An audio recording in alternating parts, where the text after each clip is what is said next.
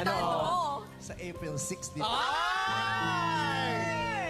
Ang pagpapakumpirma ni Kim Chiu na sasalang siya sa Especially for You sa April 6 birthday celebration ni Vice Ganda ay nagdulot ng kasiyahan at pag-aabang sa kanilang mga tagahanga.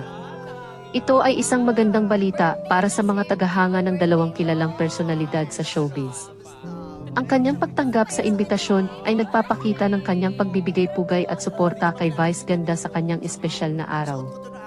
Ito rin ay isang pagpapakita ng pagkakaibigan at pagkakaisa sa industriya ng showbiz, kung saan ang mga kasamahan sa trabaho ay nagtutulungan at nagbibigay suporta sa isa't isa.